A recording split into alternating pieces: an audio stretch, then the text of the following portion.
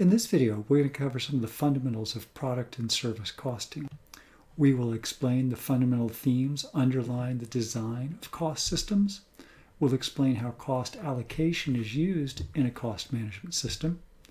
We'll explain sort of the basic product costing and how that costing system works. We'll explain and go over, actually we should say review, how overhead cost is allocated to products. Recall our predetermined overhead rates. And we'll look at what's referred to as a two-stage system, somewhat in between, something in between a simple single overhead rate and our activity-based costing, which we'll look at in a later chapter. Let's take a look at some of the keys to a good cost management system. First, it needs to be oriented to decision makers. So we've talked about internal versus external financial reporting. Recall Intermediate 1 and Intermediate 2 is geared towards external financial statement users. Those would be creditors and lenders of the company. And again, cost accounting is geared towards internal decision makers. And we also have to keep in mind our cost-benefit constraint. And this is really important as we're gathering information and analyzing transactions and allocating costs. We have to keep in mind that our benefits to doing that extra work, gathering that information, exceed the cost of obtaining that information. So the overall theme of a cost management system is to be sure that it provides information about relevant costs for decision making. And from a decision making perspective, that could include deciding what to sell, for setting prices, for knowing the cost of goods sold, and of course, at the same time, valuing inventory. So these are just some of the reasons that we need to calculate product costs and service costs. And again, our system should have a decision focus, of course, keeping in mind that different cost information is used for different purposes. For instance, we would gather different types of information for evaluating a manager's performance compared to a division's performance, compared to a particular product's performance. We gather different information for external financial reporting purposes compared to internal decision-making purposes. Recall the difference between our contribution margin income statement, where we delineate cost by behavior, fixed versus variable, versus our traditional GAAP-based financial statements, which gather cost and classify cost by function, cost of goods sold versus selling general administrative versus research and development, etc. And as we said earlier, whatever cost system we have, the information we gather, we need to provide and make sure that it's meeting our cost-benefit analysis. Let's go ahead and explain how cost allocation systems are used in cost management. Keep in mind, in a manufacturing environment, we had our three basic types of product costs. We had direct materials, direct labor, and manufacturing overhead. And we often refer to these as cost pools. Now, our direct materials and direct labor, those can be traced directly to our end products, in this case, alphas and betas. These will be what we refer to as our cost objects. And cost objects could be products, they could be jobs, they could be customers. We get to define what our cost object is. Then we're left with manufacturing overhead, which again is our indirect cost. And the only way we can assign indirect costs to cost objects is through some form of allocation. Very common allocation is direct labor cost, because we already gather that. So it's, from a cost-benefit perspective, there's little additional cost associated with gathering information related to direct labor hours or direct labor costs. Let's go ahead and take a look at costing in a multiple product or discrete product process industry. So in other words, we're making more than one product, so we're going to have to allocate it across products, but we're not necessarily in that process costing environment. This is more of a job order environment. And we're going to take a look at allocating costs for the Sandia custom furniture. And again, what we've got is our three basic costs: direct materials, direct labor, and manufacturing overhead. Those are our cost pools. Again, keeping in mind labor and materials direct, manufacturing overhead is indirect. And then we're going to want to allocate those to our cost objects, in this case, two different types of products, the S72 and the S66. Now, the likelihood is we're making a lot more than just two different types or models of furniture, but to keep things simple, we're going to consider just two types of end product. And we're told that during the most recent month or period, we produced 80 units of the S27 and 240 units of the S66. Then we are also given our direct labor hours that we've spent working on both types of this furniture, as well as our direct material cost, $40,000 for the 27s, $36,000 for the 66s, our direct labor cost, and then we're given our manufacturing overhead, $252,000 in total. And again, we haven't yet allocated that overhead cost. Our direct costs, though, the direct materials can be simply traced directly to those end products. The same is true with our direct labor, traced directly to those end products.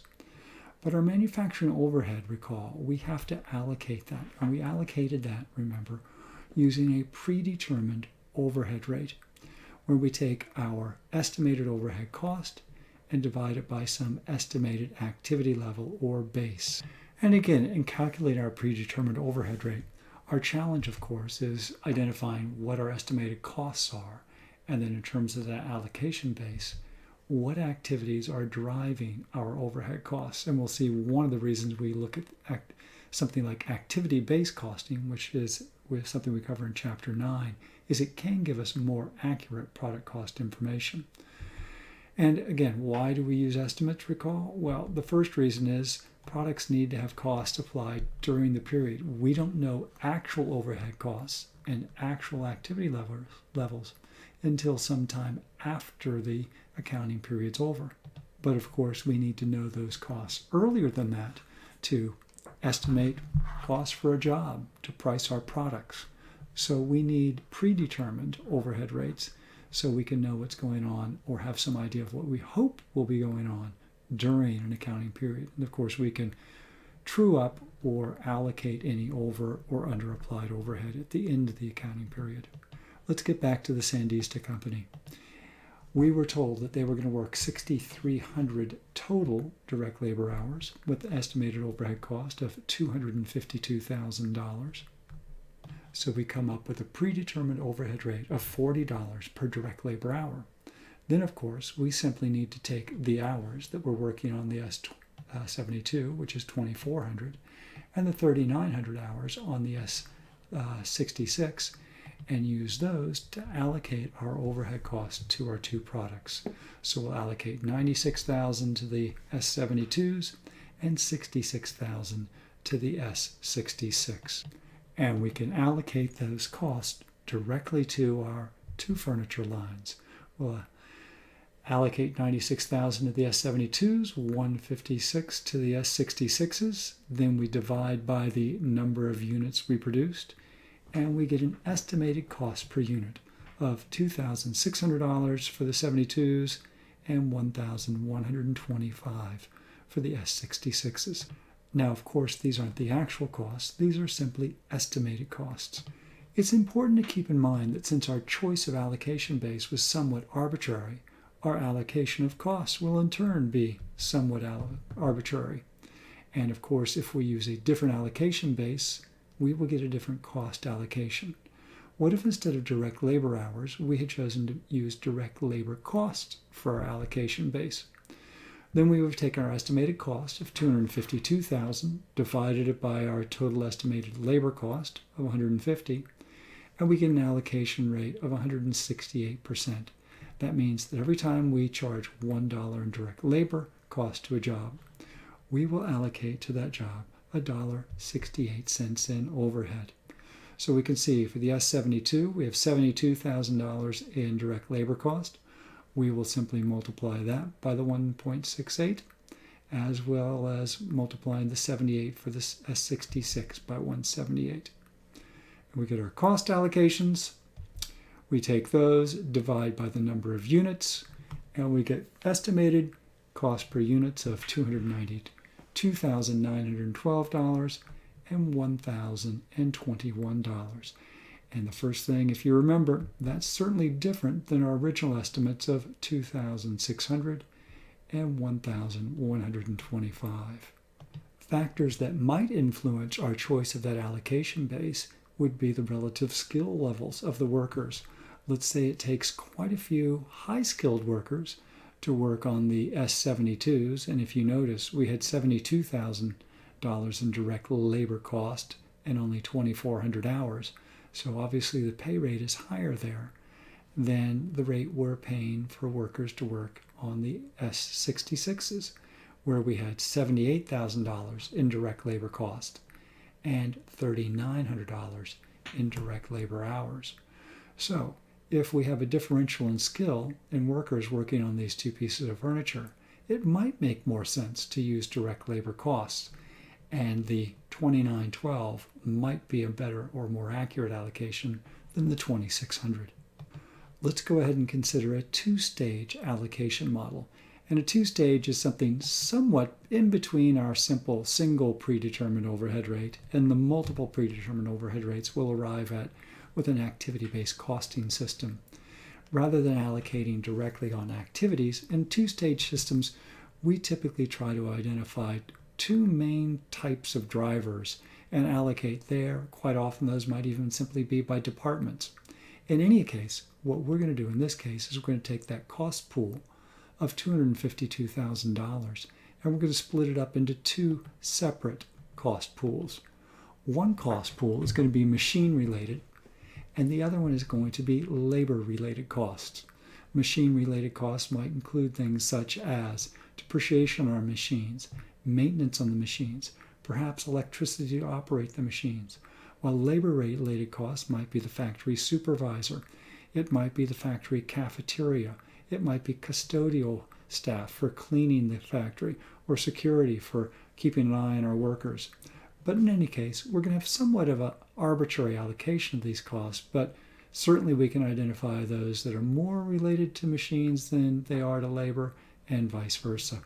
So we allocate into those two separate cost pools, or separate into two separate cost pools. Then we choose our allocation rule. We're going to allocate machine-related costs based on machine hours, and we come up with a predetermined overhead rate for machine hours of $18 an hour. And we're going to allocate our labor-related costs based on direct labor hours, and we come up with a rate of $24 per direct labor hour. So let's move on. Again, we go back to our original cost information for direct materials and labor, which are traced directly to those end products. Now we allocate our machine-related costs. So $18 per machine hour for the S72 and $18 per machine hour for the S76. And we can see just from this even allocation, and if we went back and looked, the S66 requires a great more time in the machining department. Our labor-related costs then are allocated based on that predetermined overhead rate of $24 per direct labor hour, and we come up with our total cost for both products. Again, that consists of our direct cost, materials and labor, and our allocated overheads.